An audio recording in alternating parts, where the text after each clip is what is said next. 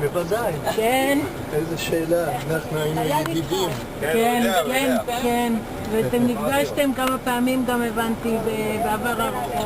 כן, כן. טוב, אנחנו עושים טיול שורשים קצת, ככה, לראות איפה הבעיה. הגרעין הוותיק שלהם, הוא היה מהראשונים והגרעינים שבאו. היו לנו 2 שליחים בלוב. כן. וזהו, ושלחו לנו פעמיים 2 גרעינים. איכות טובה. מצוין, יוצאת מן הכלל. יפה, אנחנו מאוד שמחים. יצחק במיוחד. כן, עד יומו האחרון. כן, הוא עבד קודם איתי ואחר כך בבריכות דגים. הוא כל הזמן דיבר מריו, כל הזמן.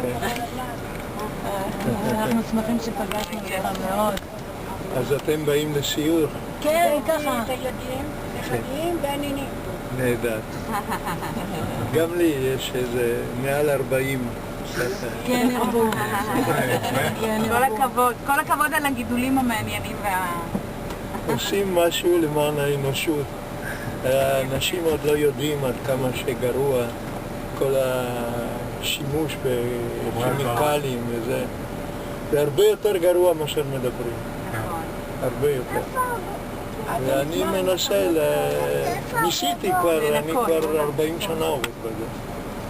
שתהיה בריא ותמשיך. כן, כן. ויש כל הזמן.